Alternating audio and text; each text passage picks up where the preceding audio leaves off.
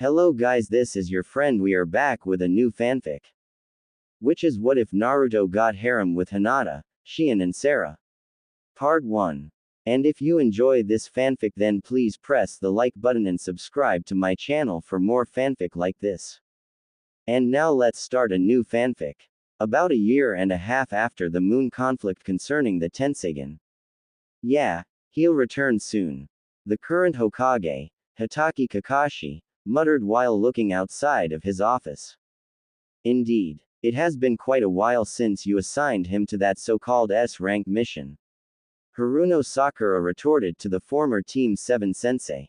She was standing together with Sai in front of the Hokage desk.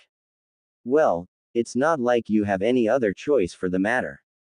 But still, the timing of that mission still was kinda off, and borderline mean on your part, Sai added.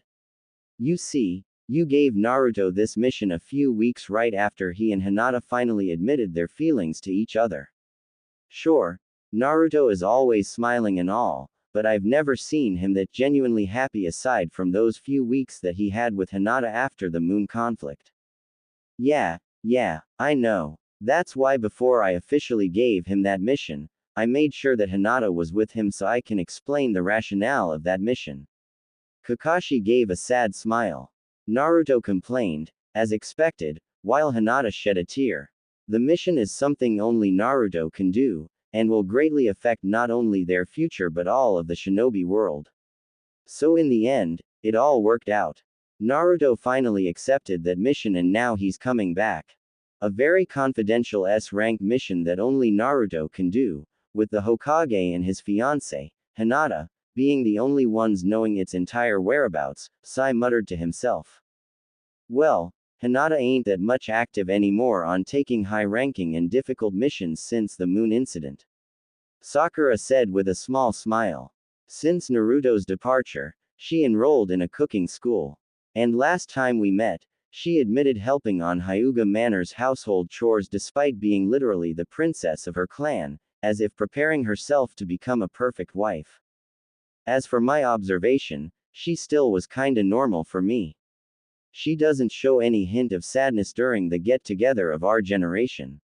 Maybe Naruto and Hinata were communicating in some form or another. Sai said while looking towards Sakura. A long-distance relationship, huh? Sakura said as she also looked outside, through the transparent window of Hokage office, remembering the same situation with her fiancé, Uchiha Sasuke. Well, Sasuke will also be returning soon. Kakashi looked towards the two with his signature eye smile. Or rather, he's already here. All of a sudden, a space-time portal suddenly appeared on one of the Hokage office walls. From that portal, came out the lone survivor of the clan of Sharingan, Uchiha Sasuke. Sasuke gave a neutral look towards Sai, a small nod towards Sakura, then walked straight towards Kakashi's table. We need to talk about something very important. Sasuke immediately said. And we need the 5 cages so we can discuss all the intel that I have gathered thus far. Straightforward with no nonsense, as always, Kakashi replied with a neutral expression. But for someone like you to say something like that while also requiring the 5 cages presence, just what kind of dangerous information do you have, Sasuke? As if contemplating a bit before deciding the most precise word he can say at the moment, Sasuke said the word in a very serious tone. Otsutsuki. With just that one word, Kakashi narrowed his eyes while Sakura and Sai displayed a mix of surprised and worried expressions. Indeed, any Otsutsuki matter is definitely a 5-cage matter. Kakashi looked down while lightly slamming both his hands towards his table. If that's the case, we will also need to include Naruto, since the two of you are currently the only ones with direct links and also have already fought against an Otsutsuki. It is already a given. Sasuke once again replied in a no-nonsense gesture. All these are very dangerous information and will cause chaos if known by the populace. So we better keep this confidential while preparing the best course of action. Sasuke said as he also looked towards Sakura and Sai. Tension immediately filled the entire room. After almost a minute of silence. So, Is Naruto still in that place? Sasuke asked. Yes. But he'll be returning soon. Kakashi replied. Might be tomorrow, might be in 3 days, but not more than a week. Sasuke nodded. Good to know that I'm not the only one preparing for whatever this future might hold. Once he returns, I'd also like to see how much he has grown before I relay everything that I happen to know. Alright, however, if the two of you will ever gonna do some sparring match, then do it somewhere far away. It would be bad if the two of you destroys the village accidentally just by flexing. Kakashi gave a wry smile. Sakura and Sai also gave a difficult expression due to Sasuke's previous statement. Well, for now, I am glad you returned home in one piece. Sakura walked towards Sasuke. I think I'll have you rest for now and serve you a nice warm meal. Sasuke looked towards her, then lessened his personal tension. Yeah, I guess I'll take your offer. Sasuke said with a small smile. After Sakura lightly bowed to their former sensei, she linked her left arm with Sasuke's right arm, then walked out of the Hokage office. Kakashi then instructed the remaining shinobi in his office. Tell the communication in charge about what you have heard. An emergency 5-cage summit must commence this week. As you wish, Hokage-sama. With Sai leaving his front desk, Kakashi then sat on his desk and sighed. Sasuke has returned, and Naruto will also be here in a few more days. Kakashi thought, I can no longer prolong the implementation of that law, or the economic side of Konoha will suffer because of those daimyos. Scene change. Night time, just outside of Konoha's shopping district. Hinata Hyuga casually walked on her way home with her left hand carrying plastic bags and her right hand gently hugging a paper bag. She's walking while humming in a very low, quiet voice. After crossing a few intersections before the Hyuga Manor, she then looked towards one specific location. It was a 2-floor apartment where someone so dear to her used to live. To think that you used to live here, Naruto-kun. Hinata muttered to herself. Once your current mission is over, I'll make sure to never leave your side ever again, she said as she resumed her walk on her way home. Scene change. A few days later. And here I thought we'll have a cage summit through online communication, Kakashi said with a deadpan face while looking towards the other 4 cages from other respective hidden villages. The 5 cages and their respective escorts, together with the Konoha 11 and Uchiha Sasuke, and other excited citizens of Konoha were now standing in front of the gate of the east wing of Konohagakure. It is an Otsutsuki matter. So to prevent the information leak, it will be better to discuss everything about it face to face, closed door. Mei Terumi said to Kakashi in a low voice to ensure that the ordinary citizens behind them won't hear him. Well, but that doesn't mean you'll have to be inconvenienced like this. I mean, waiting for someone to arrive in the middle of the day together with us. Kakashi rebutted. Well, that someone happens to be the hero of the 4th Shinobi World War, and also the one who defeated that Otsutsuki from the moon that threatened our planet's destruction. Unoki replied to Kakashi this time, levitating with his arms crossed and having a huge smirk on his old face. It will be a privilege to welcome him back not as a cage, but as his friend. Gaara said with a peaceful smile on his face. I wonder if I should challenge him to a spar to see how much stronger he had already become. The Raikage said while flexing both his fingers. I don't think you'll ever be a match against him at this point. Sasuke said to the Raikage without looking, making the Raikage's eyebrow twitch in annoyance. The Raikage was about to rebut but Kakashi positioned himself in the middle of the two. Not now, gentlemen, Kakashi said, as he looked towards the gate. It's about time, he's here. Everyone looked towards the gate with expecting eyes. Most of them were expecting something flashy to happen, knowing Naruto's usual hyperactive demeanor during his arrival. However, much to their surprise, they just saw a man in a hooded cloak, with tattered hemline of that said cloak touching the ground, entering their field of vision. No fancy something or anything. Just a man casually walking towards their direction, to the point that they even wonder who that hooded person is.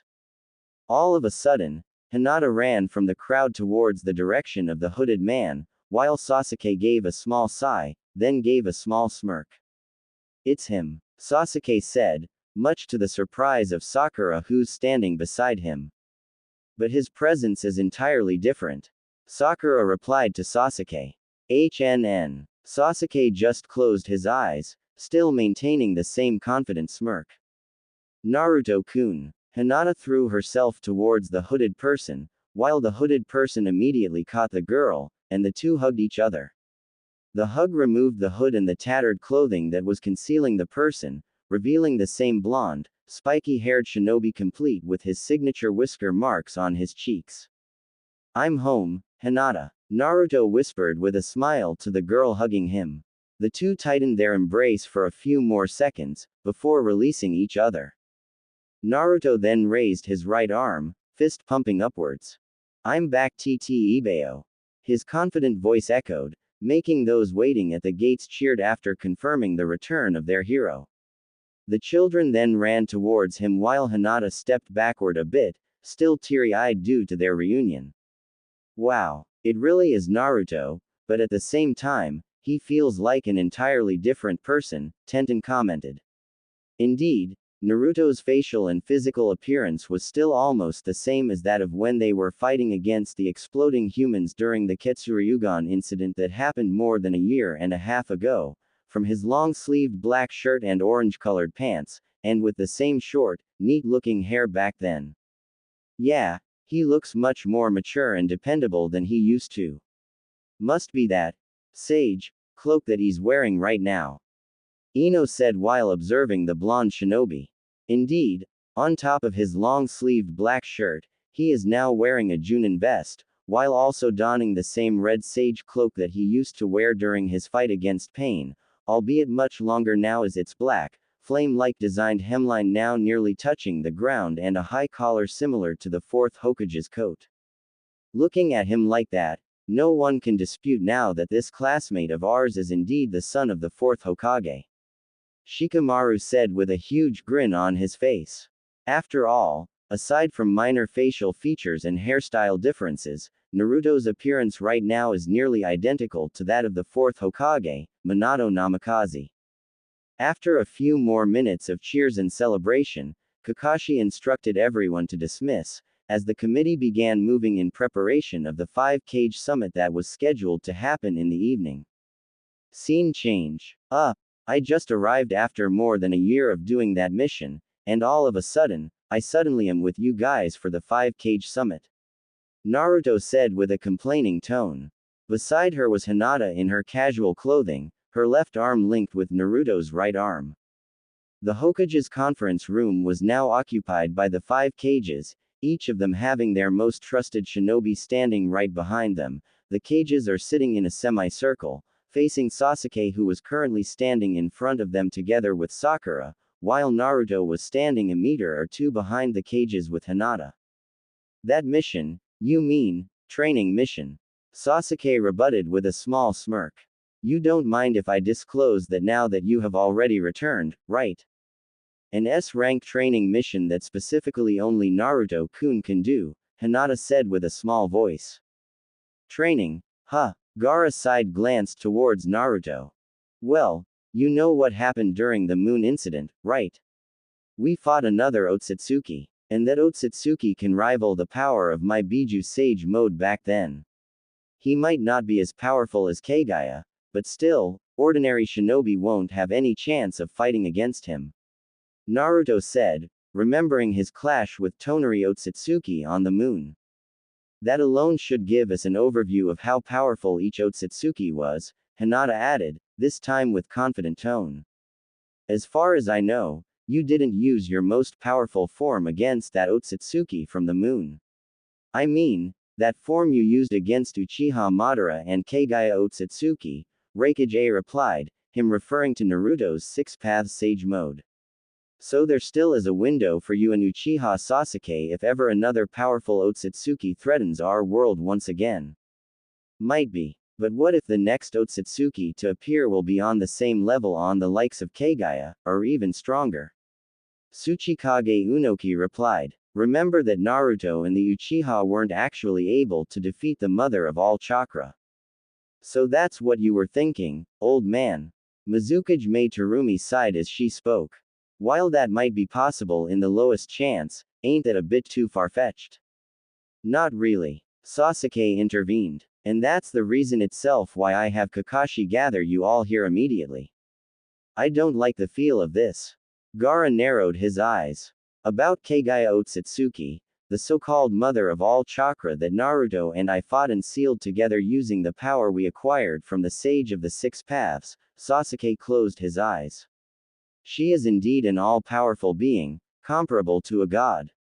However, regardless of how powerful she is, she still created thousands of white zetsus using the Shinju in preparation for something. Just imagining a being like her preparing that huge army for something gnaws me. So I have Kakashi sent me on a mission to investigate whatever traces or remnants that might point out any information, no matter how trivial it may be. And what did you find out during your mission? Kakashi said as he looked towards Sasuke seriously. Using the Rinnegan, I have verified that the White Zetsu army that were used by Obito and Madara during the war were the same White Zetsus that Kagaya have created eons ago. Those White Zetsus were sealed somewhere during the same time that the Sage of the Six Paths and the Sage of the Moon sealed Kagaya from the past. And that seal was unlocked during the time that Madara awakened his Rinnegan, allowing Obito to access and use that army during the previous war. And what does this all mean? The Raikage clenched his fists. Just a hypothesis, but a very logical one unless further information invalidates this. Sasuke narrowed his eyes.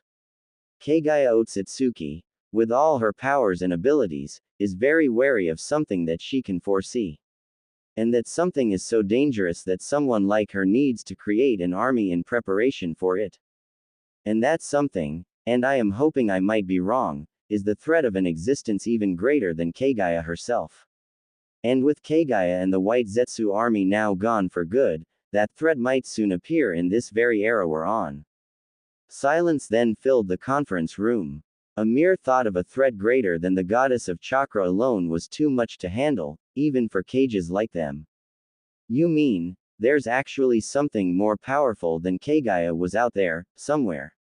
Sakura exclaimed. It's definitely a possibility, and it actually won't be that surprising if it is not just a single being, but multiple beings, each with around the same level of power as her.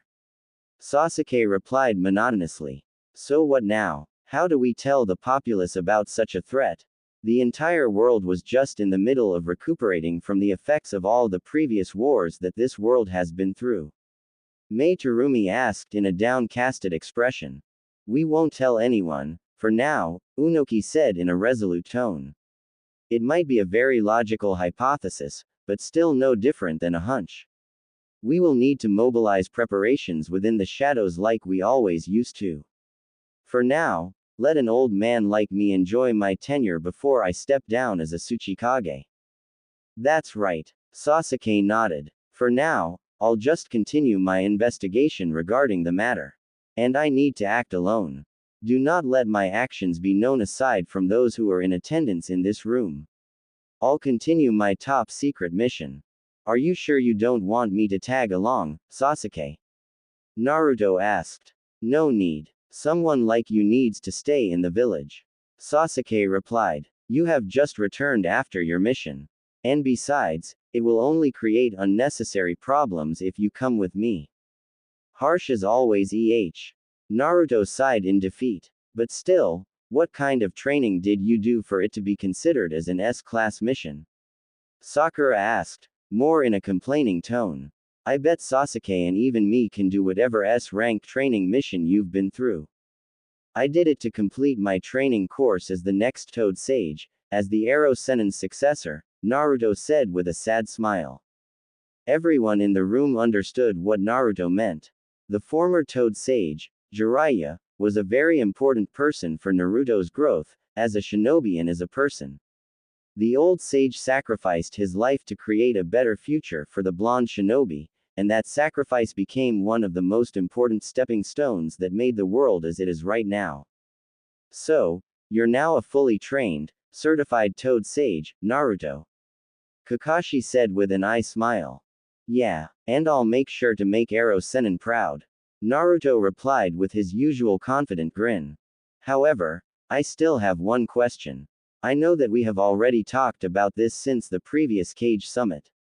But you can't blame me for being redundant. Raikage asked with a serious expression. Is it really alright for all the 9 Bijus to be sealed into one person?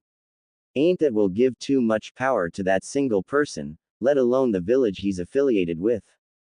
Everyone in the conference room, except Sasuke and Sakura, looked towards Kakashi, then at Naruto. Kakashi looked towards the Raikage with unwavering eyes while Naruto simply scratched the back of his head with a goofy expression. Indeed, after the Fourth Shinobi World War, both the Yin and the Yang Kurama decided to stay and be sealed within Naruto, as the Ninetales have grown too accustomed to the only Jinchuriki whom he actually had a mutual connection with. However, due to them being separated for too long, both Kyubis have regenerated their lost halves, and such, technically became separate entities with each of their respective chakra prowess comparable to that of their chakra level before being split in half by the fourth Hokage's Shiki Fujin. This made Naruto the Jinchuriki of the two Kyubis. However, after an Moon incident, all the other Bijus, from Shukaku to Gyuki, have decided to also be sealed together within Naruto despite some protests from Raikage and Mizukage under the pretense of absolute power corrupts absolutely. However, it was the tailed beasts themselves that decided to be sealed within Naruto out of their own free will, with their reasoning that some powerful beings like another Otsutsuki might still be lurking out there, so Naruto needs as much power as he could acquire to combat such threats. And the decision became a done deal after the threat of Tonari Otsutsuki. Kakashi also reasoned that while the hidden villages and the entirety of the elemental nations approved a treaty to never approach the tailed beasts again, some half-baked hidden organizations tried to abduct some of the Bijus to use their power or control them. While the Bijus were able to fend them off and the offenders were apprehended and punished accordingly, Kakashi pointed out that as long as there were such individuals, the Bijus will always be considered as tools to be used to stir chaos within the shinobi world. And since Naruto already has a fragment of all the tailed beasts that he acquired during the Fourth War, it became a sound agreement that Naruto should become the Jinchuriki of all the tailed beasts as he was the only shinobi capable of properly communicating and has a mutual connection with them. Well, I know that you guys still were wary about it, but, Naruto said with a small smile, the Bijus were like siblings created by the sage of the six paths directly from the Jubi. They were roaming all over the land for centuries, treated as dangerous beings, being used as tools, and using them as such were one of the main reasons why our world became as it is. However, they are still their own individual. They have their own wills.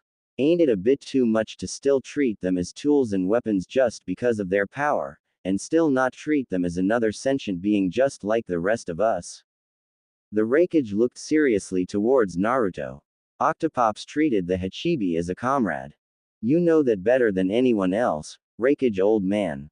It was painful for Gyuki to leave Octopops behind, but he still left him fragments of his chakra as his pseudo-Jinchuriki.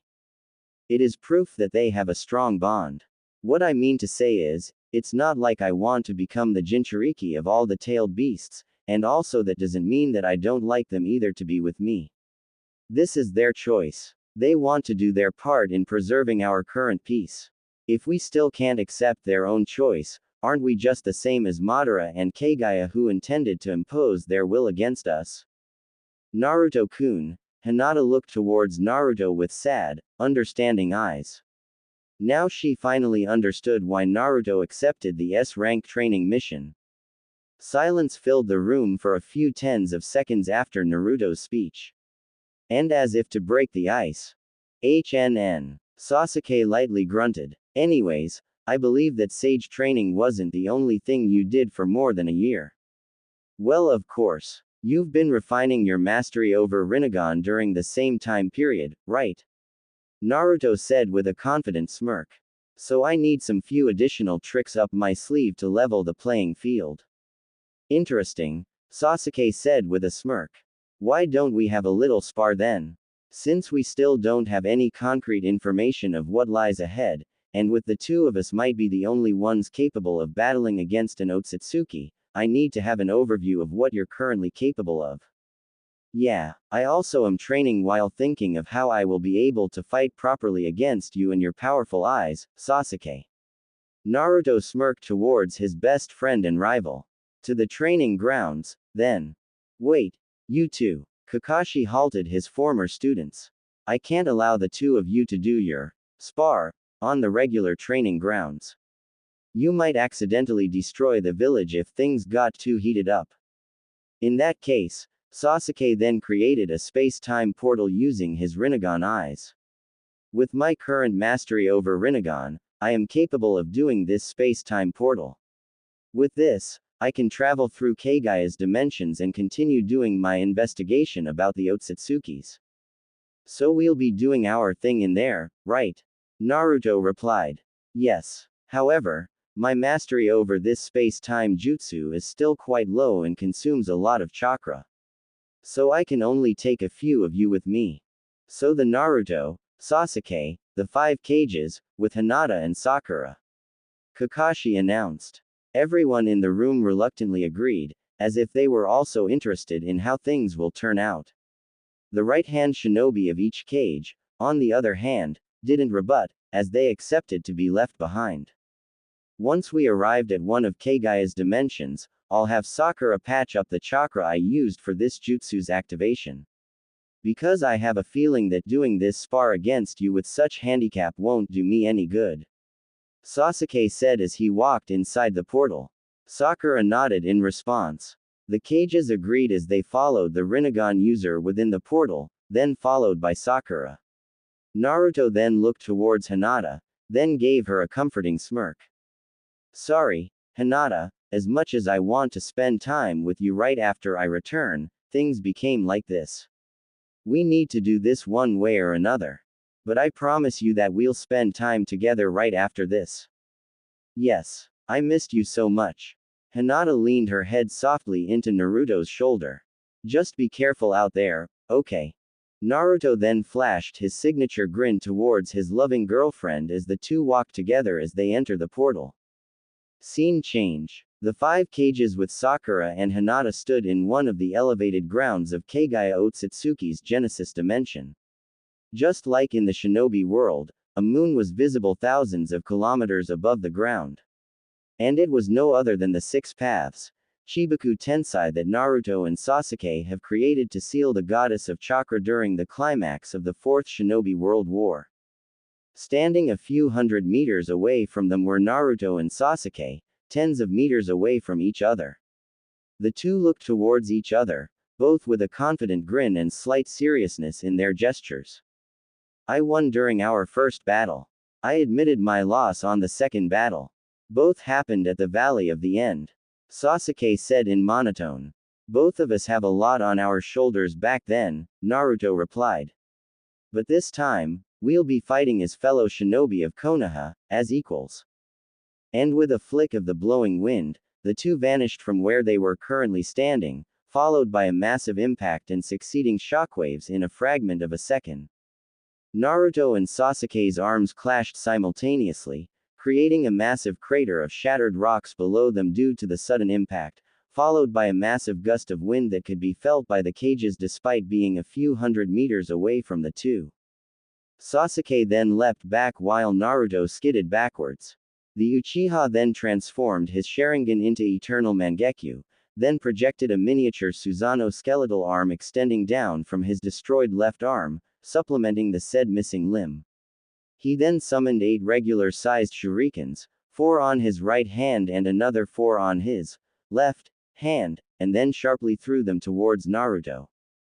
The Uzumaki, on the other hand, summoned a tri-pronged kunai on both hands, much to the surprise of Kakashi and the Raikage, as both of them were quite familiar with that weapon. Naruto then deflected the incoming set of shurikens using the said special kunais.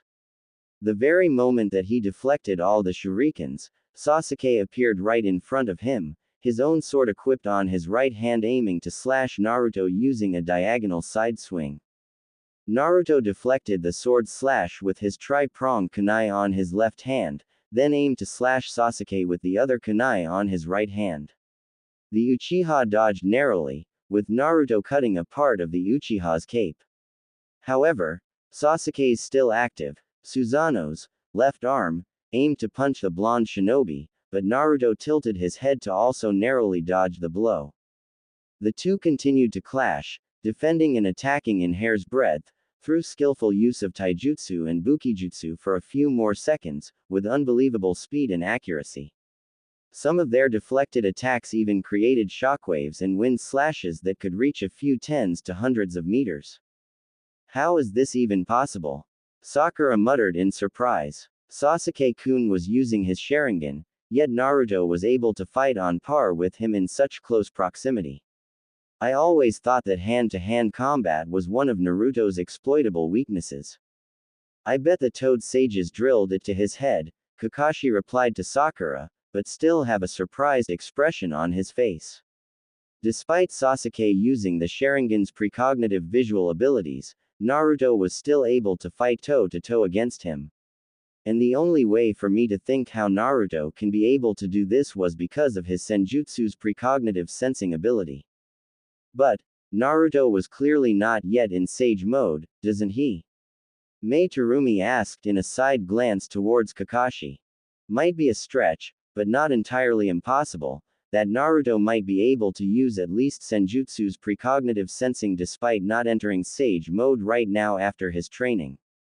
And besides, even before his S-rank training mission, Naruto had already vastly improved his hand-to-hand combat skills.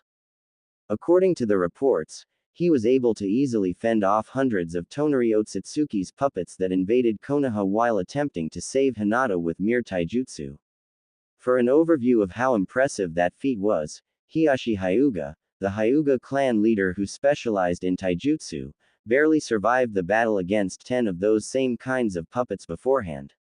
Kakashi answered without taking his eyes off the battle. But I think that's not just all, right, Raikage?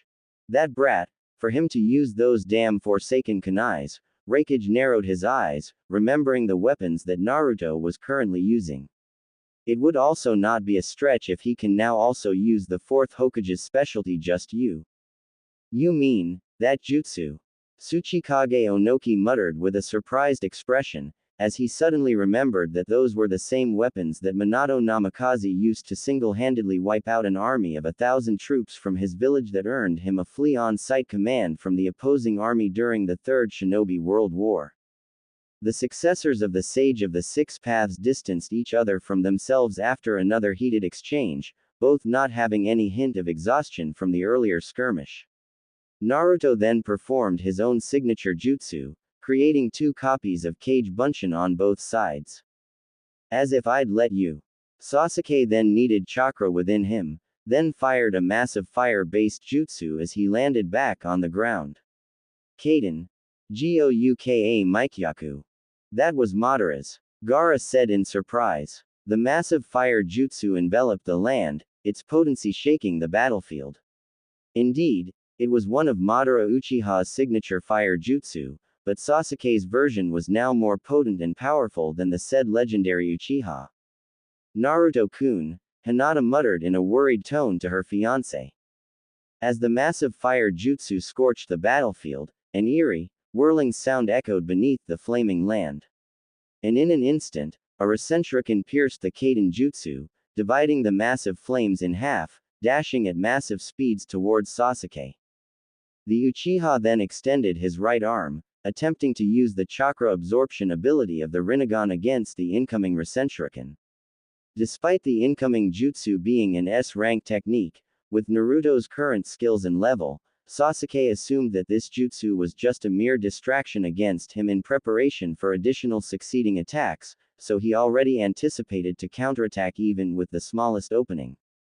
However, at the last moment, before the jutsu came in contact and be absorbed by the Rinnegan user, it popped, revealing one of the tri-pronged kunai that he used on their earlier clash. And the timing of dispelling the transformation caught Sasuke literally off guard. Right now, with a moment's hesitation even for a fraction of a second, the tri-pronged kunai will land and inflict some serious physical damage on his right arm. So he used his own signature space-time jutsu, the Amenatejikara, to swap places with incoming kunai. The said tri-pronged kunai was now behind Sasuke, continuing its streak forward, distancing itself away from the Uchiha. And as Sasuke anticipated, two more Rasenshurikens appeared in a semicircular, arcing direction, each incoming from both his sides. The two incoming Rasenshurikens pierced the divided remnants of Sasuke's earlier fire jutsu, creating a majestic scene for the spectators. But for Sasuke, this is not the time to join the others' amazement. The Rinnegan user immediately extended both his right arm and his Susanoo limb left arm, and then performed another Rinnegan-specific jutsu. Shinra Tensai. The repelling impact of the jutsu dispelled the incoming Rasenshurikens at the last second from both his sides while also creating a crater beneath him in the process. He could have just maneuvered himself to dodge or deflect the Rasenshurikens, but due to the earlier surprise transformation attack from his rival, he cannot take chances and get caught off guard once again. So repelling all the incoming attacks and recomposing himself even for a few seconds will be enough for him to regain his footing and perform a counter-offensive. But just as the Shinra Tensai's repulsive force subside, Sasuke's precognitive visuals saw another incoming tri-pronged kunai aimed. But this time, Sasuke used his sword and aimed to repel the incoming kunai using the said weapon.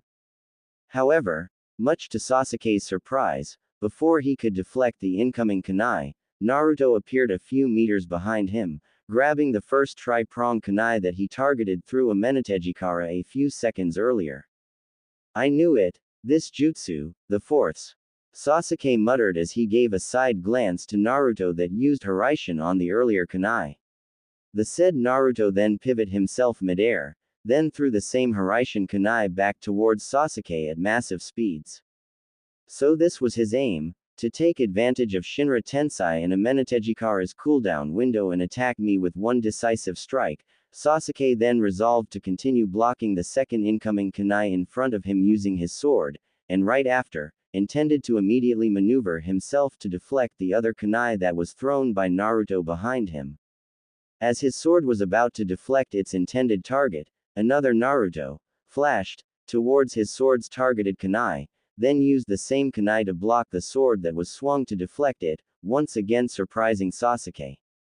With his sword swing being stalled by a cage bunshin, the kunai thrown by the other Naruto from behind can now hit him with Sasuke not being able to defend himself. That's why. To think that you would drive me to corner like this, you have grown, Naruto. However, Sasuke immediately cast and clad himself with the skeletal ribcage of Susanoo, just in time to protect himself from the kunai aimed at him from behind, then proceeded to cut down the cage bunshin in front of him using one of his Susanoo's swords. Upon seeing the opposing Susanoo, the original Naruto who was behind Sasuke immediately leapt away, creating considerable distance from the massive chakra construct. The Uchiha then began aiming and firing multiple chakra arrows from the projected bow by his half-body Susanoo. The blonde shinobi began dodging Susanoo's long-distance attacks while Sasuke began firing more and more arrows. This time, the cooldown of his Shinra Tensai and Amenatejikara has been reset, with Sasuke resolving to only use the said jutsus once he felt like he was in a much direr situation than before. He immediately understood that due to Naruto having fought plenty of Rinnegan users, he already knew its weaknesses and that he was now capable of devising numerous unpredictable attack patterns against those who wield such powerful eyes. Naruto then leapt high, about a few good hundreds of meters above the ground. Naruto then sharply threw the single Hiraishin kunai from his hand towards the morphing Susanoo. However, Sasuke aimed to deflect that Hiraishin kunai and hit Naruto at the same time with his Susanoo's arrow. If you will not access your transformations, then I will no longer intend to prolong this battle, Sasuke said as he fired the Susanoo's arrow, its trajectory aimed directly towards Naruto and his speeding kunai. Naruto simply smirked. And with a completed hand seal. Taju kunai kage bunshin no jutsu. The lone thrown tri-pronged kunai then multiplied from tens to hundreds, and all the multiplied kunais rained down towards Sasuke and his Susanoo. Naruto, on the other hand, created a Rasengan to block and shatter the chakra arrow fired towards him by Sasuke's Susanoo. The impact sent him hurling further above the ground. The Susanoo barely received any damage due to the rain of kunais. While still wary, Sasuke wondered why Naruto fired such mere kunai against the impenetrable defense of his Susanoo. However, he can't take his eyes away from Naruto right now, or he will be once again bombarded by chains of various unpredictable jutsus. Congo FUSA. And with a single hand seal while still flinging midair, Naruto's voice suddenly echoed on the battlefield. In that instance, multiple chakra chains emerged from the tip of the handle of each Hiraishin kunai that was pinned from the ground. The so-called adamantine chakra chains, a sealing jutsu that can only be used by those from Uzumaki clan with powerful chakra and life force, suddenly completely wrapped Sasuke's half-body Susanoo. This is similar to Karen's chains. No, this is much stronger. Sasuke muttered once again in surprise. The chakra chains began tightening one after another, and each layer of wrapped chains started to inflict damage on the struggling Susanoo, forming cracks on each part of its body. Sasuke gritted his teeth, as he began channeling additional chakra to his Susanoo to prevent it from totally breaking apart and inflicting huge damage to him. On the other hand, on the apex of the impact between Naruto's Rasengan and Sasuke's chakra arrow, Naruto began descending, with another massive jutsu in tow. Amanamahashira. Naruto fired a massive semi-translucent sphere charged from both his hands that were cupped together to one certain point. The semi-translucent sphere was acting as a pseudo-container for the swirling multiple regular-sized Rasengan within it. Woo-ah! Sasuke began releasing his full power, as his Susanoo began glowing within the bindings of Naruto's chakra chains. The Susanoo began increasing its size, shattering the chakra chains that were binding it simultaneously. And with one mighty yell, the chakra chains shattered, as the perfect Susanoo was formed, blowing away and popping all the Hiraishin kunai clones that were spread all over the ground. However, it was too late for Sasuke to realize as the Amanamahashira was already halfway towards him and his perfect Susanoo. Sasuke then used his perfect Susanoo's sword to slash the incoming sphere that enclosed multiple Rasengans. The slash created a massive crevice in the ground below, enough to fit a mountain range or two. However, as the sphere of Amanamahashira dispersed, the multiple amounts of Rasengan swirling within it have been released and continued their aim towards Sasuke's ethereal construct.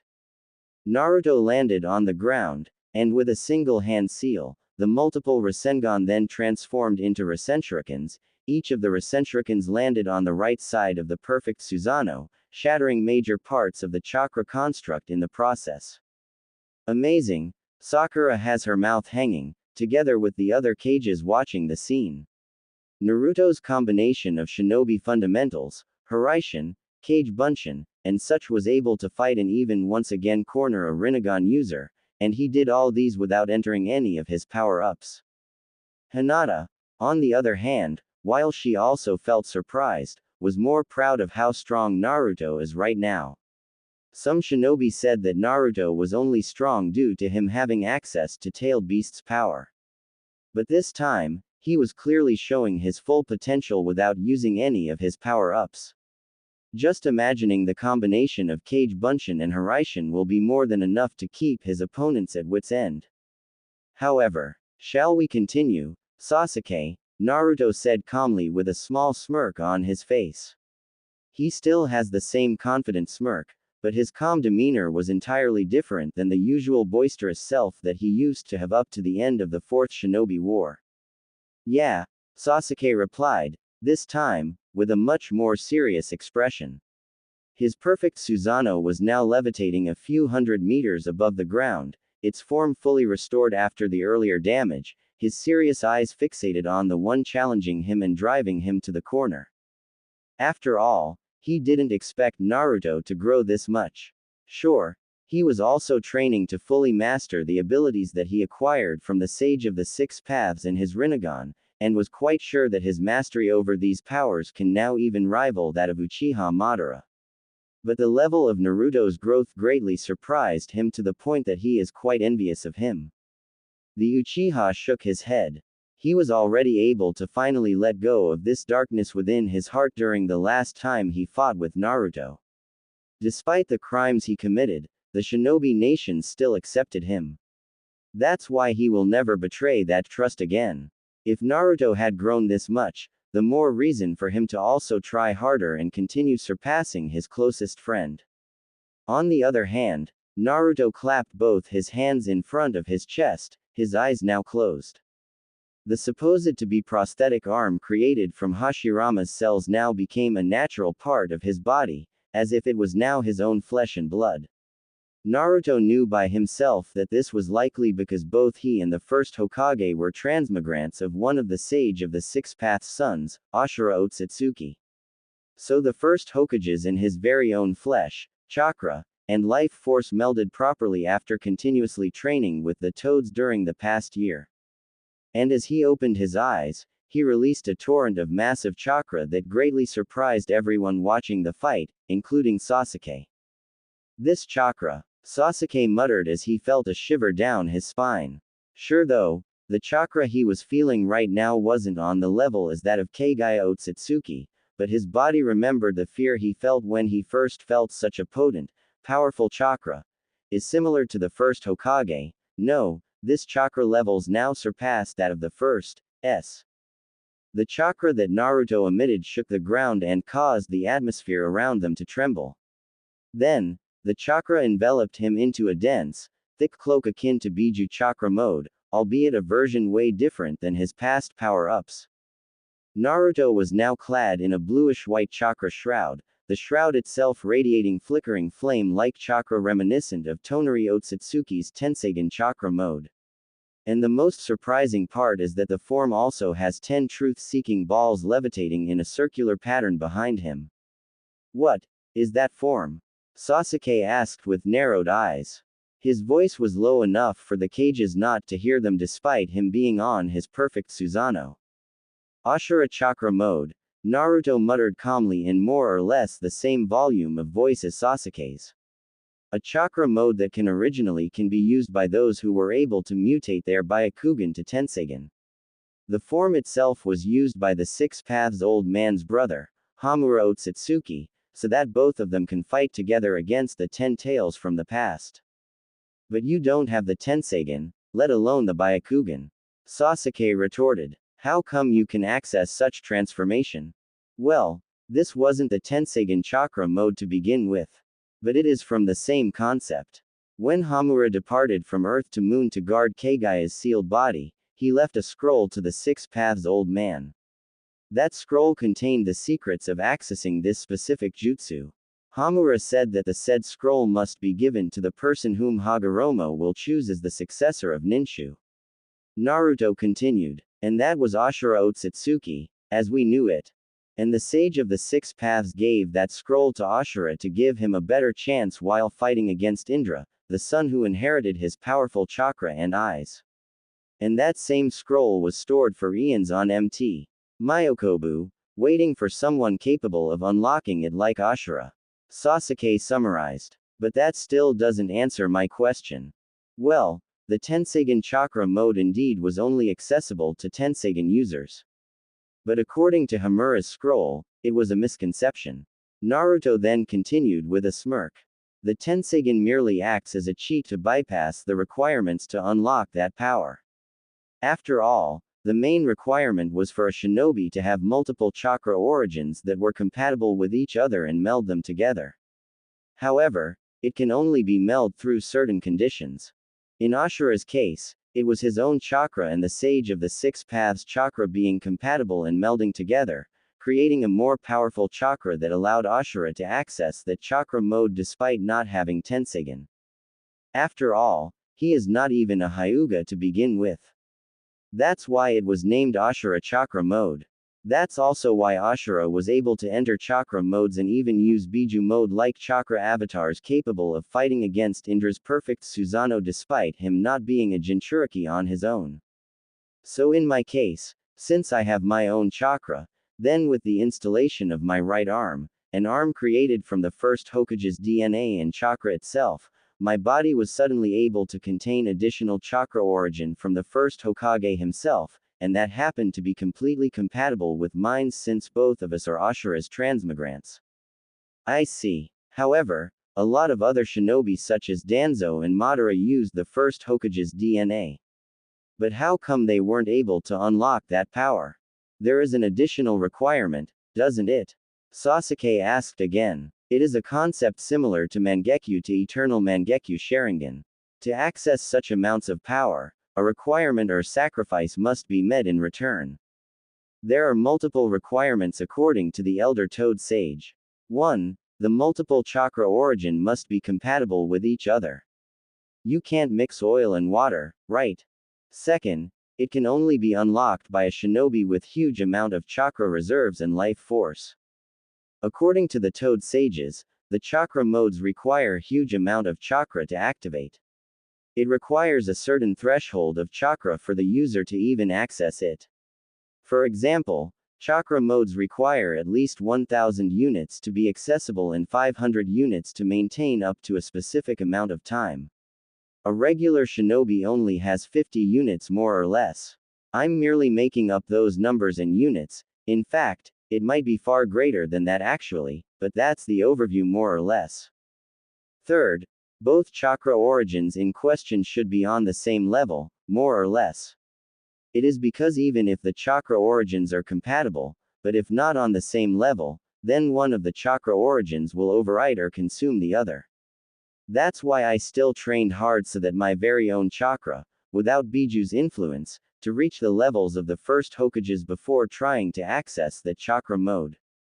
Fourth, despite meeting the above three conditions, the original chakra origin and the other chakra origin must be able to meld together and make the original chakra origin of the user evolve into an entirely new, more potent chakra.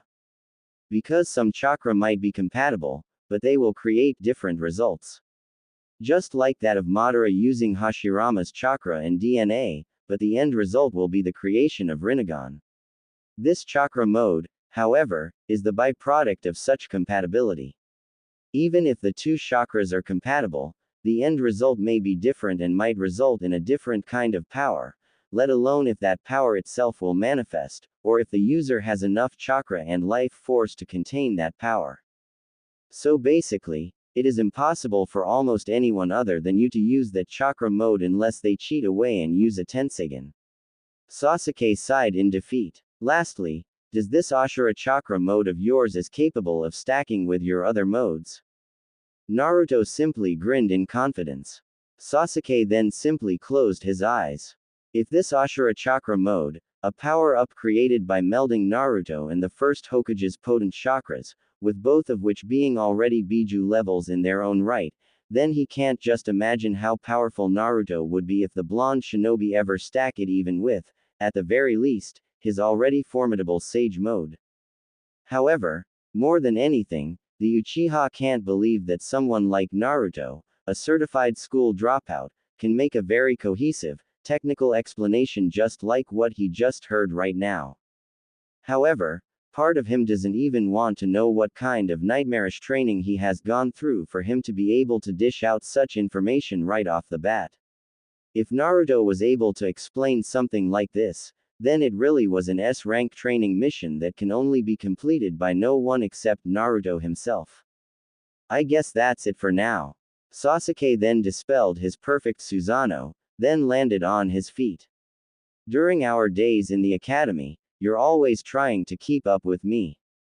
During the war, you have shown your growth and are able to surpass me. And this time, I'm the one having a hard time keeping up with you.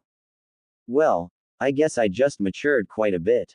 Ahahaha. Naruto said, scratching the back of his head as he dispelled his Ashura chakra mode. The two of them then began walking towards each other. I actually still have plenty of other tricks on my sleeve.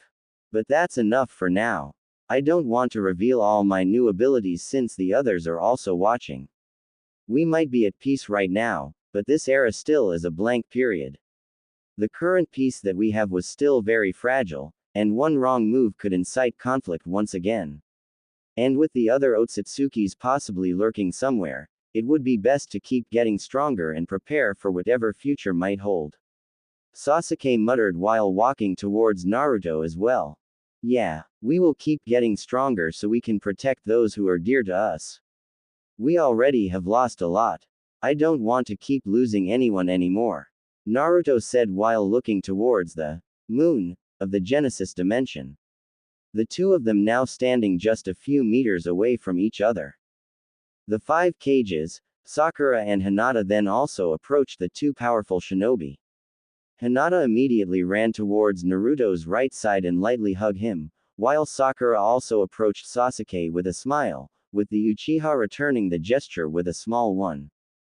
That ending was rather, well, anticlimactic, Kakashi said with a wry smile. This is for the better. We don't want the two of them to get hurt just because of a mere spar. Gaara followed a response.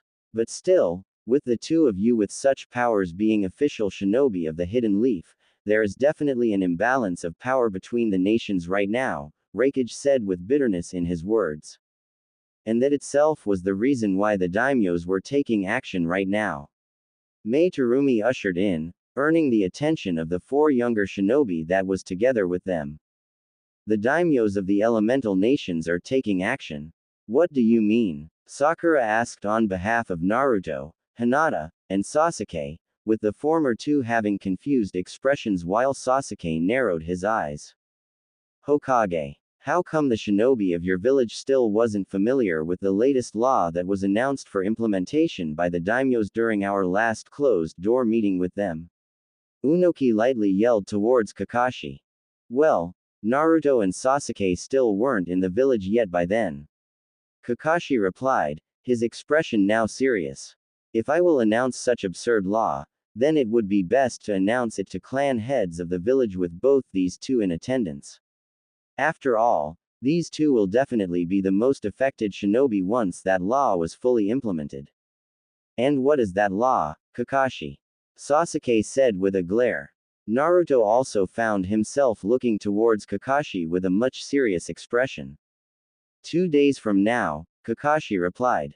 I already have the Hokage office staff to contact all the clan heads and their prospective successors for a meeting on that schedule. And I will announce this new law by then. Why do I have this feeling that this is indeed a very troublesome situation? Naruto said as he crossed his arm in front of his chest. It is, in all sense, very troublesome. Kakashi retorted. But, before anything else, I tried my best to reason out why that law shouldn't be implemented, or at the very least, be revised in favor of the shinobi who will not be in favor with it. But it seemed like, the daimyos have some other plans. Naruto and Sasuke then looked towards each other. This definitely has something to do with us. Their thoughts are conveyed to each other with just eye contact. Very well. Then you're on your own now, Hokage. Raikage then said seriously. The backlash from the 4 other hidden village due to the implementation of that law was not that good. But it has to be done. We might have achieved peace right now, but the daimyos are aiming for another kind of war. So prepare yourselves. It would be better to return to our home dimension so that we can depart from Konoha right after. Our villages are still dealing with that law. And we don't want to get caught up into possible trouble once Konoha announces and starts implementing that law in the next few days. Unoki said as he began levitating. Sasuke then cast his Rinnegan space-time portal. The Mizukage, Tsuchikage, and Raikage entered immediately. Gaara then approached Naruto and placed a hand on his right shoulder. Once you have heard the new law and come to terms with it, I would like to have a personal talk with you in Suna. There is someone from my village who desperately needs to talk to you. Gaara said in a serious tone. And it would be for the better if you would take Lady Hinata with you, as your fiancé. Naruto and Hinata then gave a confused expressions towards Gaara. As the cage bowed and entered the portal, Naruto and Hinata looked towards each other and tightly held each other's hands. Smells like another trouble for you, huh? Hinata said with a small smile. Yeah, one after another. Naruto just sighed. But for now, let's enjoy our time together. I have a feeling that the day after tomorrow is gonna be a long day. The lone Uzumaki and the Hyuga princess entered the portal, then followed by Sasuke and Sakura. I really have a bad feeling about this law, Sasuke muttered. Don't worry too much about it, Sakura replied with a reassuring smile. No matter what happens, I'll always be by your side. Sasuke then gave Sakura a small smile as the portal disappeared from the side of the Genesis dimension.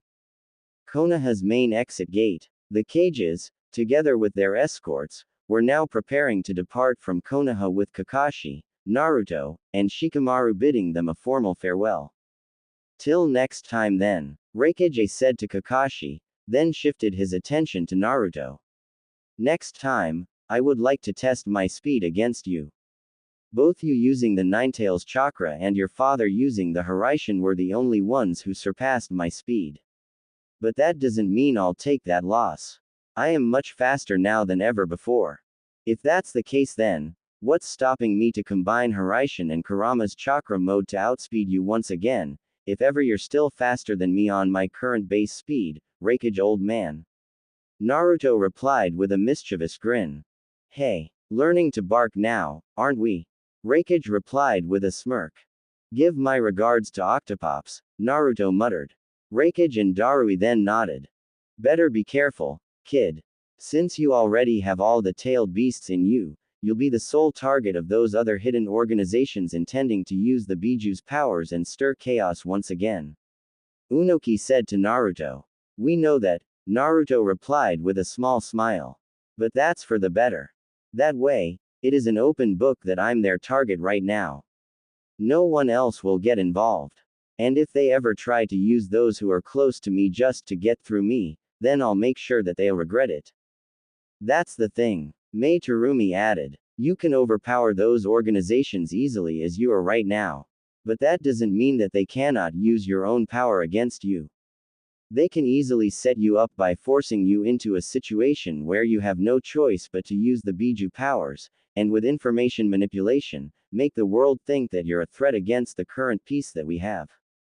Point taken. Thanks, Mizukage-sama, Naruto said with a respectful smile.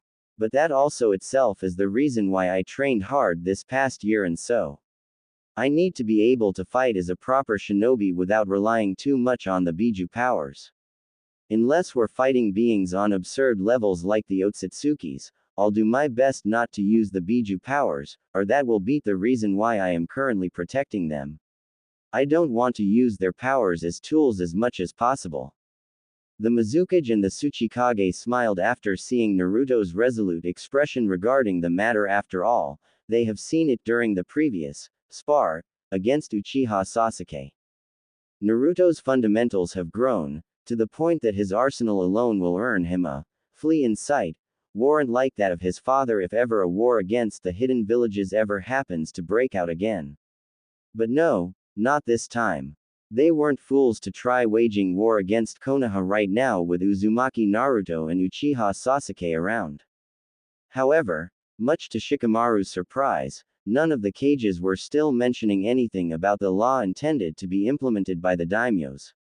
He's merely listening to the pleasantries between Naruto and the cages, intending to only interrupt if ever the said still confidential law was opened up before Kakashi officially announced it to the clan heads of the Hidden Leaf.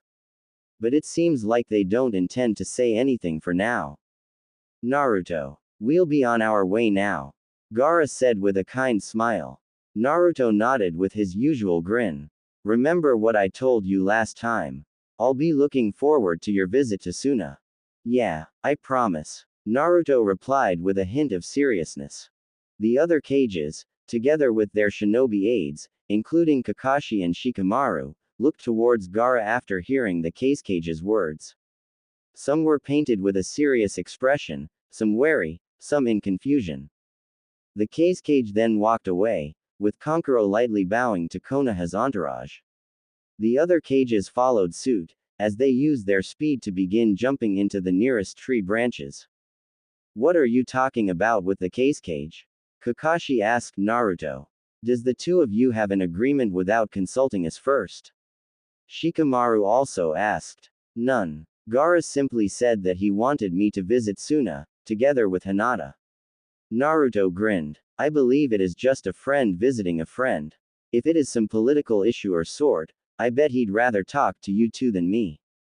And if it happens that our talk ever leaned to the political side, I'll immediately withdraw from that talk. Good, if that's really the case. Kakashi sighed. Is it concerning this new confidential law that is intended to be implemented by the daimyos, but not yet officially being implemented in Konoha? Naruto asked, his expression serious. Kakashi and Shikamaru didn't reply. After all, only the two of them among all of Konoha currently knew of the said law. And while the two already have discussed how they should deal with the new law, it would be better for them to proceed as planned without telling Naruto and Sasuke about it yet. Scene change. I'm home. Naruto opened the door of his apartment.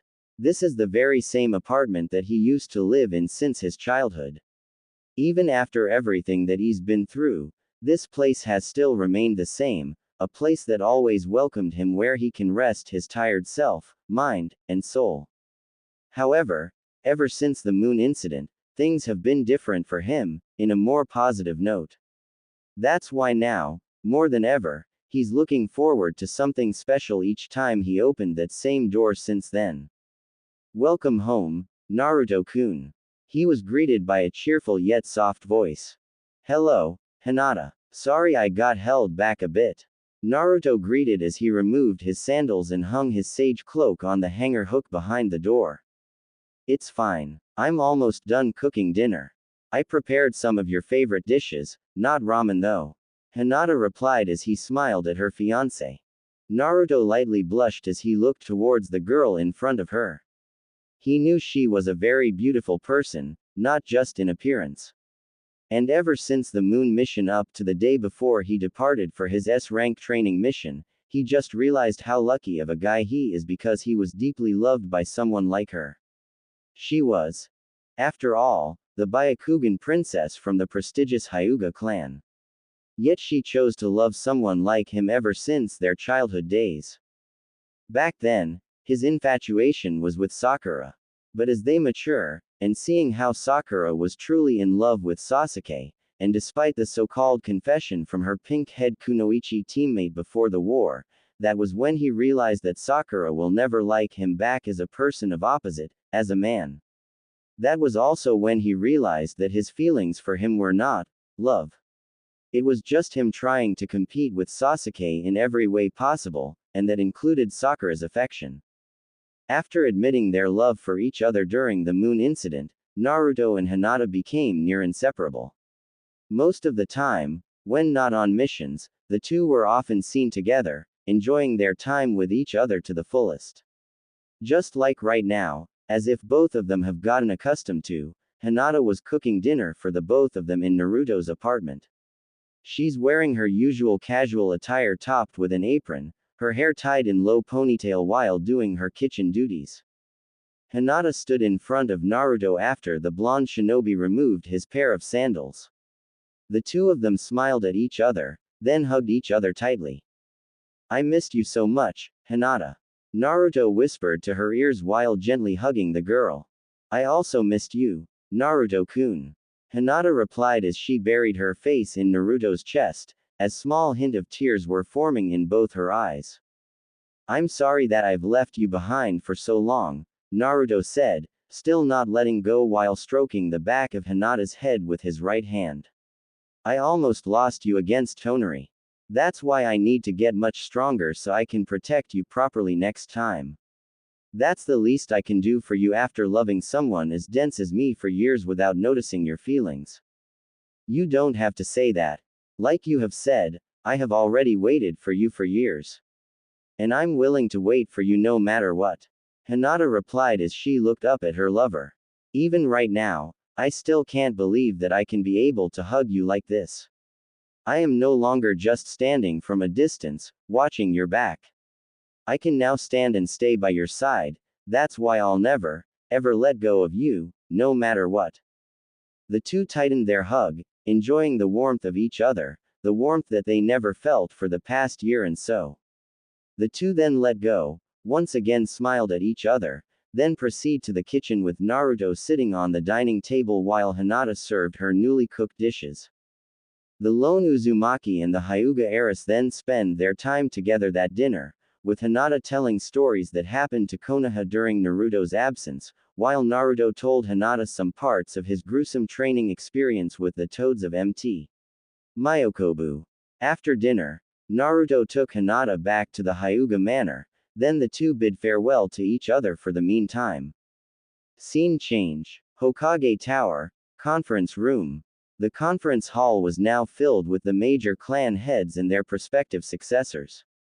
The Akamaiki, Inuzuka, Aburame, Yamanaka, and such were now sitting on a huge, circular table. Indeed, this group of clan heads is now the new members composing the new Konoha Council.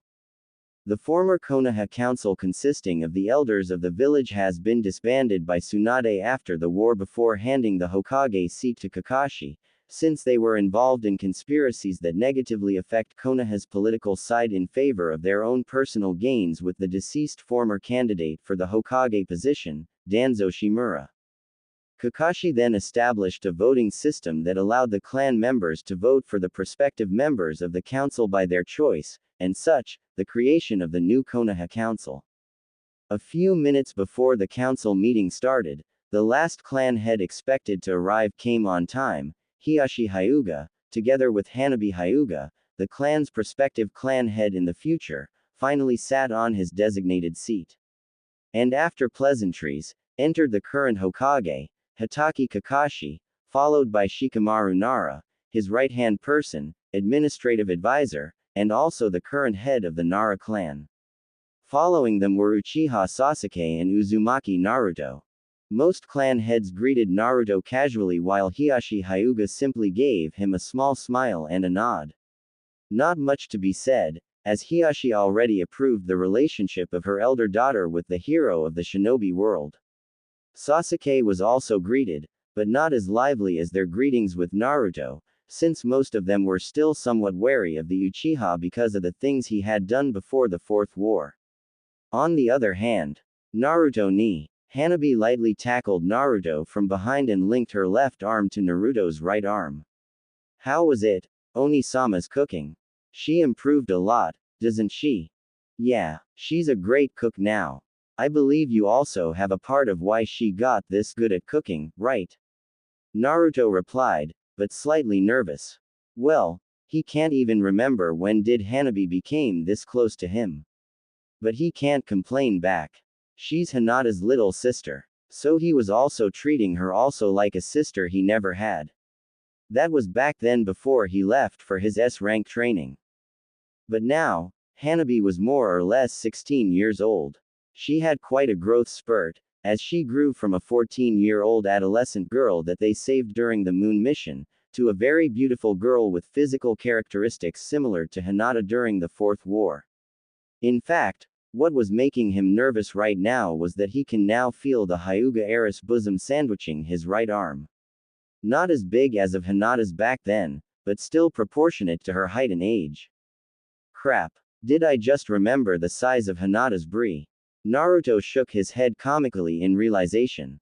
More importantly, he looked nervously towards Hiashi, knowing that his lover's father would get angry at this gesture of Hanabi, but Hiashi simply ignored it as he was casually talking with Kakashi, taking the opportunity before the council meeting commenced. After a few more minutes, Kakashi then officially announced the start of the council meeting. After a few discussions regarding the internal affairs of Konoha between the clan heads, Shikamaru then began talking seriously. Everyone. The main reason why we conduct this council meeting was because the daimyos of the 5 great nations have declared a new law for implementation. The other hidden villages already have begun implementing it. However, Konoha opted to delay it to prepare possible workarounds so as it may greatly affect our political system as a whole. Shikamaru said in a neutral tone befitting a Hokage advisor. Sasuke, Naruto, and all the clan heads in attendance focused their attention on Shikamaru, who was currently standing right behind Kakashi's seat. Before we declare the law, let us give a brief background for the overview of why the daimyos decided to create such law. Kakashi then spoke. Even during the warring periods, the time before the concept of hidden village was established, and death can easily be considered as natural as breathing, the population of this world was so small and very unstable due to constant battles between shinobi clans. In fact, due to battles between clans, a shinobi reaching 30 years of age was already considered that of an old person. And since the establishment of the hidden villages, creating powerful alliances between clans that decided to live within those hidden villages, while the battles have been lessened, the succeeding battles have now involved more shinobi due to the missions being implemented by their respective cages, thus resulting in more deaths. As we all know, the First to Third Shinobi World Wars happened after the creation of the hidden villages. And due to such large-scale wars, other minor and smaller villages became involved, creating much greater strife than during the warring periods that created further chaos, leading to the creation of organizations such as the Akatsuki and such, which leads to the Fourth Great Shinobi World War. And due to this, the economic status of the shinobi world was on a great decline. Shikamaru continued from where Kakashi left off.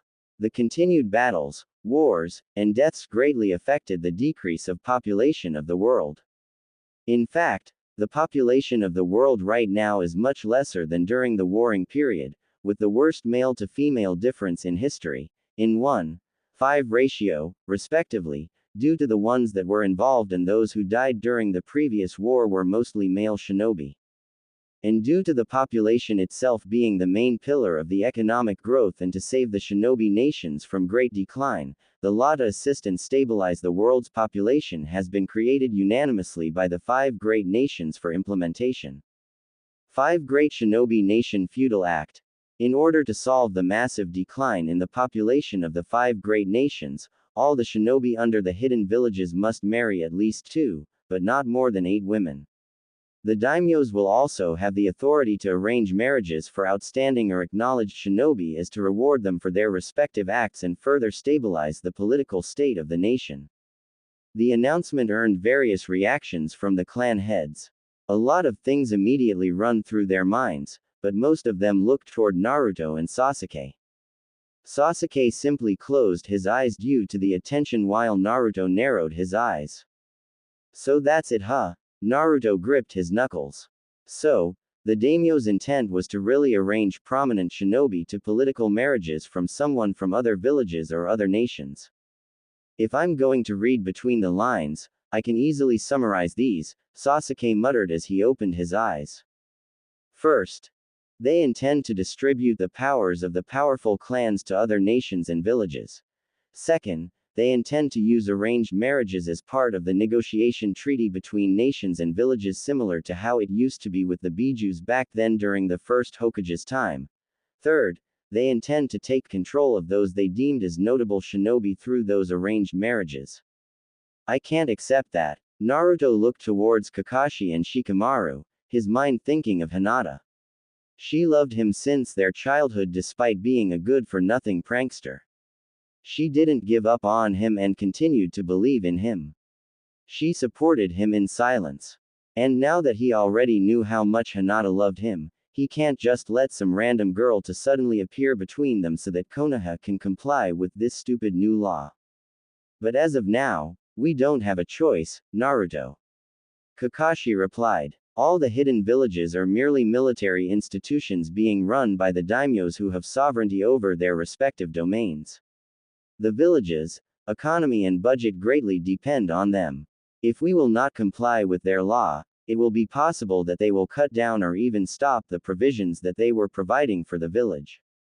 And here I thought that I heard you guys before that you delayed the implementation of this law to think of some workarounds against this law. Naruto rebutted. Calm down, Naruto. Shikamaru sighed. He never thought that Naruto will be the one that has to deal with this kind of discussion. Yes, Konoha will comply, but that doesn't mean we will not use the loophole of that law on our own advantage. Loophole. Inuzuka Kiba, Naruto's classmate and the prospective future clan leader of the Inuzuka clan, asked in curiosity. Everyone, except Kakashi, who had his arms crossed and eyes closed, focused their attention on Shikamaru. The daimyo's law pointed out that they have the authority to arrange marriages for outstanding or acknowledged shinobi. But in the first clause, the law mentioned that all the shinobi under the hidden villages must marry at least 2, but not more than 8 women. In other words, the term, not more than 8 women, is the absolute limit to the number of women a male shinobi can marry.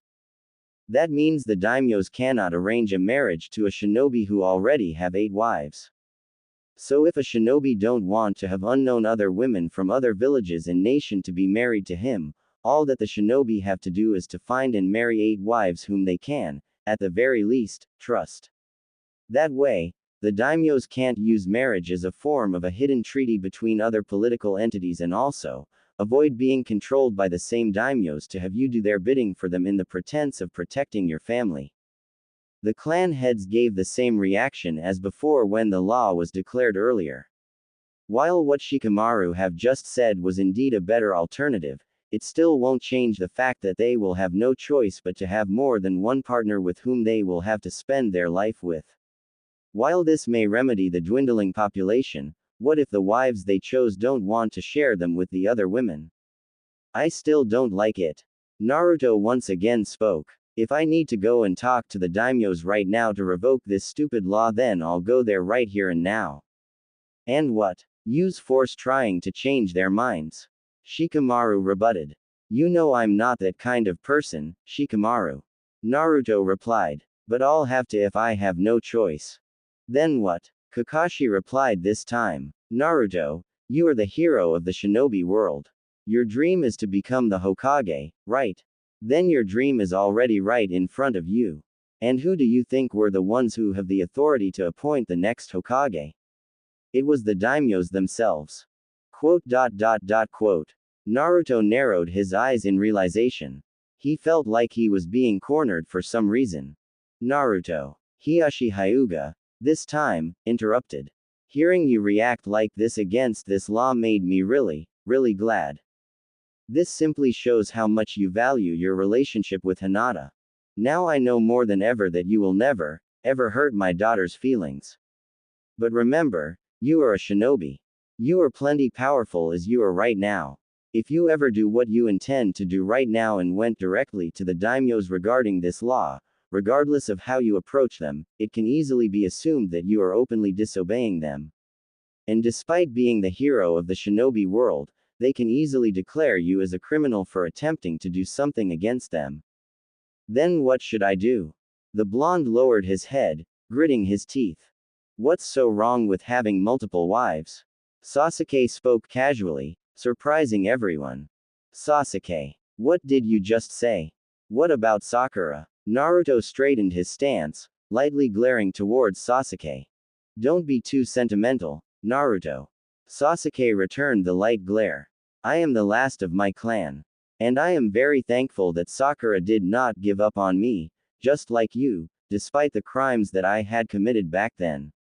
So on this matter, I suggest that while Konoha does its best to take advantage of the loophole of that law, we will also need to add another clause in conjunction with its implementation. A clause that will declare that the first wife must have the final approval if the shinobi whom they were married with will take another woman as another wife. If they cannot come into an agreement, the marriage between that new woman and the shinobi must be cancelled or called off. Another clause can also be added that the number of wives can also depend on the current rank of the shinobi. That way, we can possibly lessen the possible family problems between the wives and also have the shinobi with appropriate rank and level of income support a much larger family due to them having multiple wives. So you will have Sakura decide if she'll approve of another woman to be your wife, Naruto asked in a serious tone. And that should be the same for you and Hinata, Sasuke replied. Trust is the true symbol of love. If you truly love Hinata, then you must trust her with this. You're saying as if they will readily accept this stupid law as it is. Sakura will. Because I trust her judgment. The Uchiha said. How about you? Naruto simply clenched his fist. This law still feels so wrong. There is no way that he'll let another random girl to suddenly barge into his life, together with Hinata. There's just no way. Kakashi then spoke. Alright, I know this will be quite an adjustment for all of you. But let me also remind you that more than our personal feelings and traditions, we need to adapt to the current circumstances of our world. Just imagine the current ratio between man and woman right now in our world. A husband and wife that can produce 2 children will simply just even out the population for that specific marriage for the next generation. However, what if that husband and wife only had 1 child? Or worst, wasn't able to produce a child? If a husband has at least 2 wives and was able to have a child in the first wife and 3 on the second wife, the union between 3 individuals created 4 offspring. It is basically a +1, thus increasing the potential population index for the next generation. Luckily, we have more female than male, so it won't be that much troublesome for us. If it is the other way around, with more guys than girls, I believe things would get even more chaotic. Marriage is a commitment between a man and a woman. It is what we believed is right. Of course, I also believed that it was, and will always be right based on the morals we've built upon. However, the current situation of our world requires us to change what we believed is right. And this is in order to ensure that we'll have a proper next generation that we can leave behind. That's why we have no choice but to accept the law. However, at the very least, we should be able to change and circumvent that law that would not affect the foundation of our morals that much. Kakashi finished his statement, leaving most of the clan heads thinking. Indeed, this is the start of a new era. The 5 major hidden villages were already on good terms. Akatsuki was no more. There might be some smaller hidden organizations aiming to disrupt the current peace, but they were nowhere near the threat that the Akatsuki had posed. Then I have a suggestion. Hiashi Hyuga broke the silence. As the members of this council, we have already heard the law, and intend to include additional terms and provisions so as to not greatly affect our code of ethics and maintain the equality between men and women.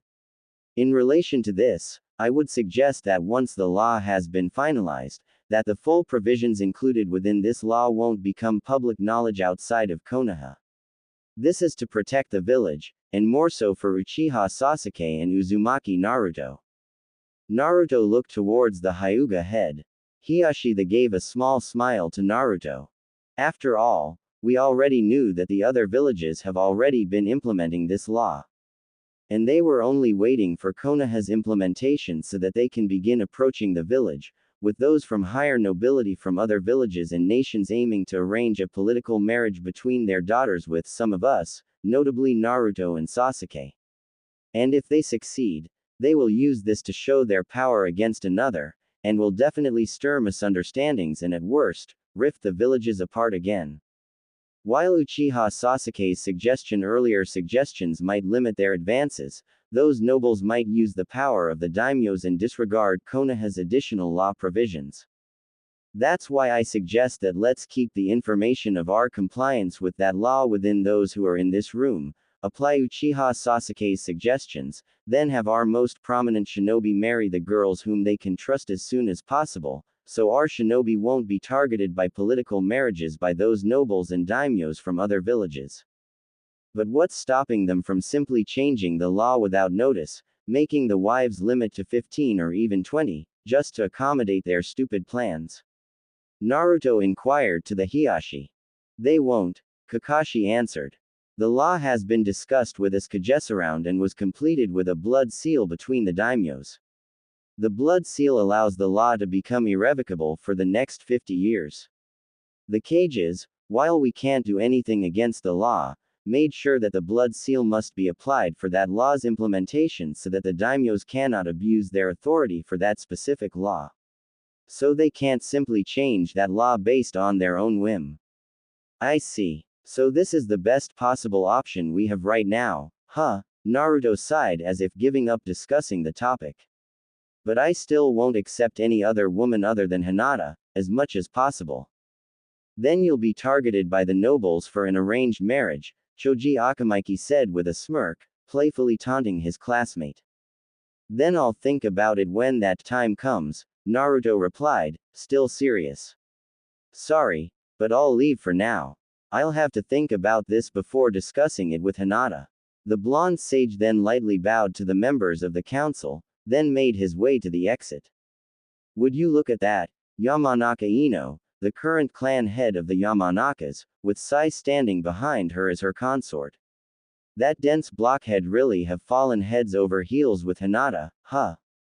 Well, he's been looking for someone whom he could connect to since his childhood. Sure, Sasuke was now around. But even without Sasuke, Hinata was always supporting him from distance. That's why after he understood all of Hinata's feelings and what she has been through for his sake, I bet he promised himself that he'll do everything that he can to not make Hinata sad.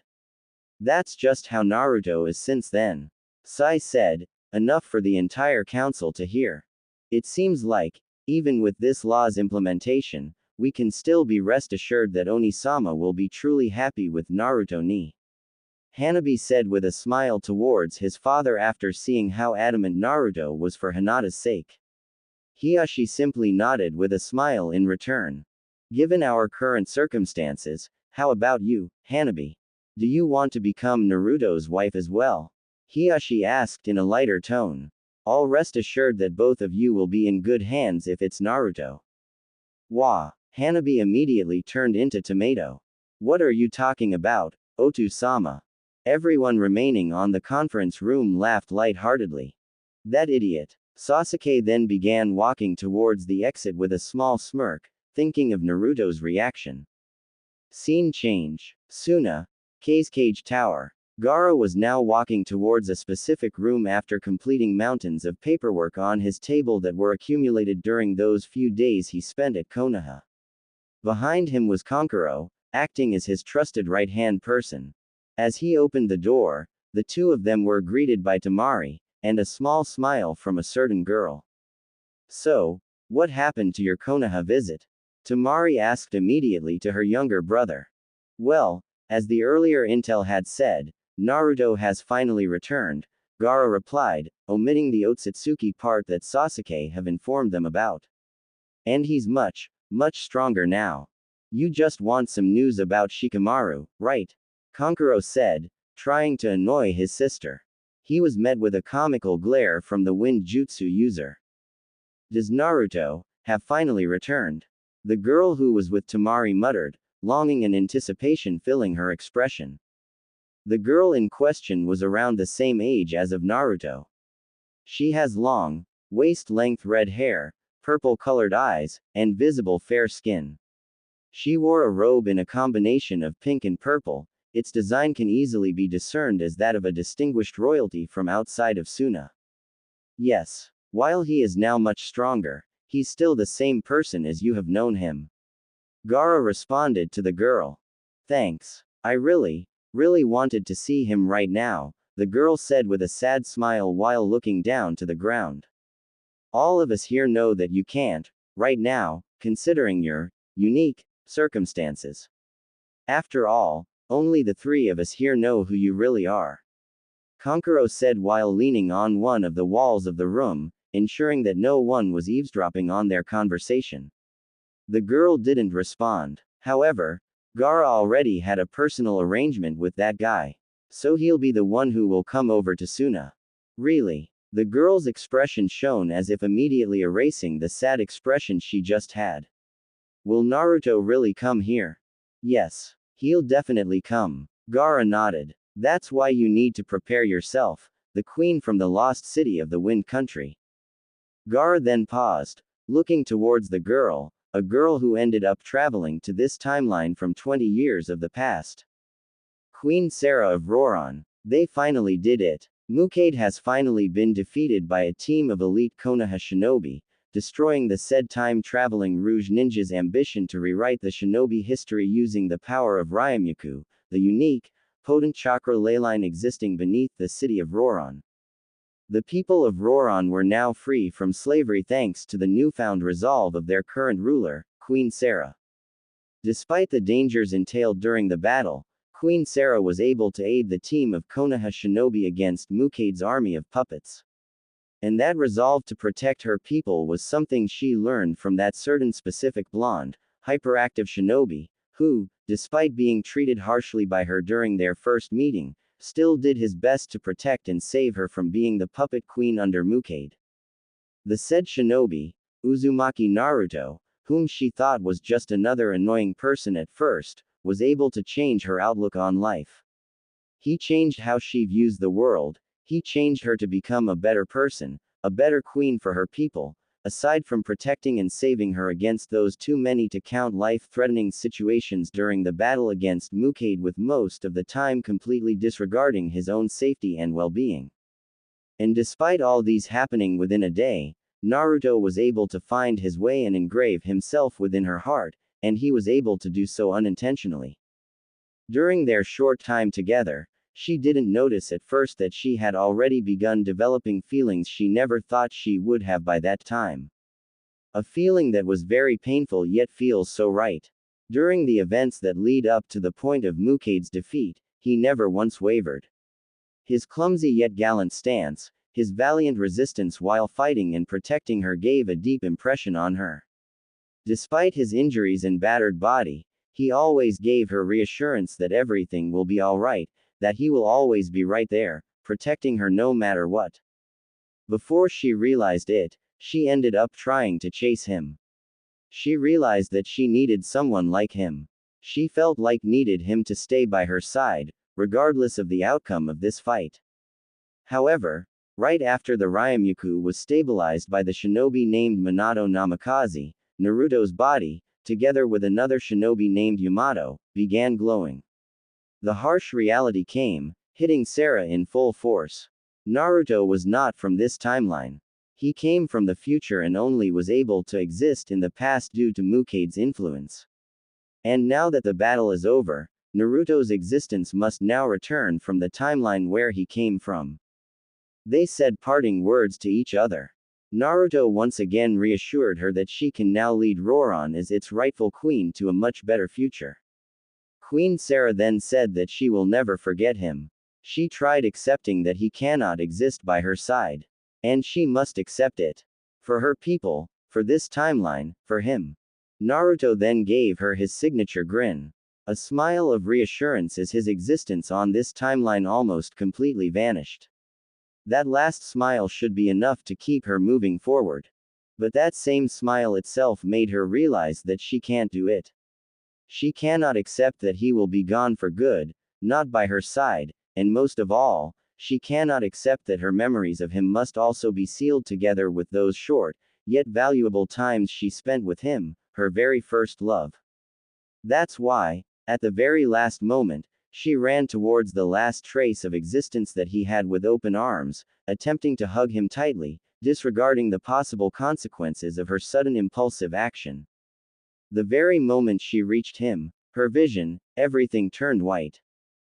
Flashback end. Sara opened her eyes, and traces of a lone tear ran down her cheeks. She then sat on her bed, then looked outside through the window. It was nighttime. The sky was clear, displaying the twinkling stars that made her feel more melancholic. She's still in the same room where she spent time together with Tamari. She's like a prisoner under house arrest. The cage ordered her to stay in that room to ensure her safety. After all, her circumstances were very, very unique. She is a person from the past. Her current 19-year-old self shouldn't exist in this era. Naruto, she muttered with longing and sadness. Right after she attempted to hug Naruto as the blonde shinobi was about to disappear, she found herself lying on one of the ruins of Roran's former royal castle. She was, at first, surprised that her beloved city was now in ruins, making her think that because of her sudden disappearance from the past led her city into such a state in the future. She was able to get a new set of her usual, red-colored royal robe within the ruined royal palace, replacing her current tattered clothing that she had during the fight against Mukade. It also made her wonder how come that the royal palace where she got her new royal robes were not damaged by whatever reason that made the city look like this. She needed to look for answers. And she only had herself and the chakra blade that Naruto left behind in her custody right now. So she began wandering around the city. After a few hours of walking around the ruined city, as if looking for some information regarding her current situation, she noticed two shinobi approaching her. One blonde kunoichi with huge fan-like weapon in front of her, and one shinobi with a weird facial painting pattern behind her. Scene change. 2 weeks ago, we immediately went to the ruins of Roran right after our intelligence unit sensed some kind of strange chakra movement being detected in that ruined city, Tamari said as she, together with Konkuro and Gaara, were standing in one of the verandas of the cage tower. After all, it was more of a sealed city than a ruined city due to it containing the mysterious Ryamyuku chakra ley line. That's why the Wind Country protected it through the hidden village of the sand from anyone who will attempt to do something on those ruins since after the Third Shinobi War. And as we trace that strange chakra movement given by our intel, we found her walking around the ruined city, with her movements having visible familiarity with the city's structure despite its ruined state, Konkuro added. Feeling that she wasn't some sort of bandit, Tamari and I allowed our presence to be felt as we approach her. She's visibly wary of us, of course. We tried to approach her, but she pointed out her chakra blade against us. Tamari muttered while remembering the incident. Despite her clumsy, unshinobi-like stance, her face was brimming with determination back then. It was then that we noticed the familiar insignia from the chakra blade that she was currently holding. Konoha. Gaara said in neutral expression.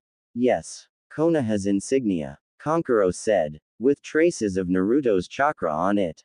So I communicated with her as to let her guard down, thinking that she might be someone from or affiliated with Konoha. I can't believe how she responded back then.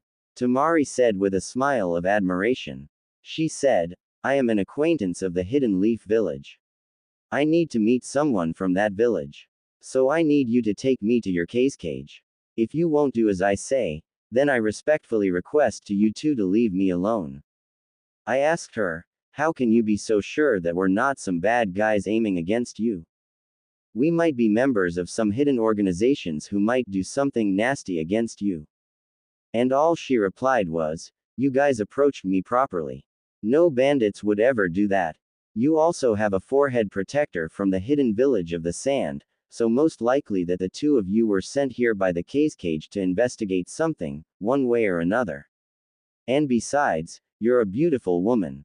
I believe that someone like you, with such composure, will never do anything wrong against me.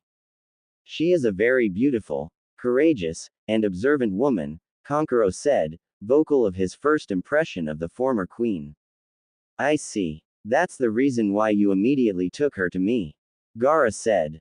Scene change. I'm glad that the hidden village of the sand was far more welcoming now than it used to be during our time. Even their cage right now seems like a gentle person. Sara muttered to herself. During that time Tamari and Konkuro brought her to the cage for the first time. She immediately said that everything that she was about to tell was very confidential information and she swore that she will only tell nothing but the truth. With only the three Suna siblings currently on the room, Sara told them of her circumstances, that she was someone from the past, how the city of Roran was from the past, how Mukade controlled the city and attempted to take advantage of her so he can use the Ryamyuku for his own bidding, until a group of shinobi from Konoha and a pair of shinobi from the same village, albeit from the future, came to help her and free the enslaved citizens of Roran from Mukade. The three Suna siblings intently listened to her story. But what the trio noticed was how Queen Sara gets animated, emotional, and affectionate each time the name, Naruto, was ever mentioned. They did inform her beforehand that Suna was now an allied village with Konoha so she can be rest assured with them even for a little, but didn't inform her yet by that time that they were close acquaintances with Naruto himself. And the way she described Naruto, how he made her into a better person, and how he fought recklessly just for the sake of protecting her, together with the chakra blade that she had right now, were more than enough for them to believe the validity of her stories, much to the queen's surprise. The only wonder the Suna siblings had, was that based on Sara's description of Naruto, the blonde shinobi took that said mission more or less 4 years ago, sometime before Pain attacked Konoha. This made them wonder how come Sara was only able to time travel and appeared right now, and not around the same time when Naruto and his team completed their mission. Sara explained that it was possibly because of Ryumyuku's instability back then. She told them that Mukade, despite being influenced near simultaneously by the Ryumyuku with Naruto and Yamato, arrived 6 years earlier in the past than Naruto, with Yamato being delayed for nearly another 24 hours after Naruto's appearance from the same timeline. When she made contact with Naruto before he disappeared, the Ryumyuku might have acted up before being sealed, sending her also, but into a much further, future timeline from the then Naruto's timeline. This actually made her wonder, if she hugged Naruto much earlier and not during the last second before he disappeared, she might have arrived in a much earlier time period than now. Well, not that it matters much, since she was currently 19-year-old girl who fell in love with a 16-year-old guy. With her being transported 4 years further from Naruto's, they were now of the same age. This realization somewhat made her so happy. However, Sara wondered why the Suna siblings readily accepted and believed her absurd time travel story. Gaara reasoned that due to the power of Ryumyuku, such an event might actually be possible. However, it was when Temari mentioned that they were actually close acquaintances with Naruto, matching Kankuro's huge grin and Gaara's small smile, that made Sara blush so hard that enough to make a tomato jealous. Gaara further added that he considered Naruto as a very close friend, then told her about his own story with the blonde Jinchuriki. After hearing the Kage's story on how Naruto also changed him, I can't help but fall in love with him more, Sara said as she tightly clasped both her hands in front of her chest. Not only the Kage, but he also helped to change this world for the better. As she stayed in the Kage's tower for the past 2 weeks, Temari somewhat became rather close to her. As if seeing her somewhat in pain due to the current state of her city, Temari showed her some records that Roran became a battlefield and was destroyed during the Third Shinobi World War. However, none of the Roran citizens died during the war because Suna accepted them as immigrants from the said city. A few years later that it was only revealed by the Roran citizens, though still highly classified, that the last queen of Roran vanished while sealing the Ryumyuku chakra ley line, protecting it from being used again since only those of royal blood native from Roran can activate the ley line before being used for whatever purpose. And for the Ryumyuku not to be targeted again like what Mukade did, and seeing that a major battle will involve Roran during the then Shinobi World War, the remaining citizens of Roran mutually decided to migrate to the Sa.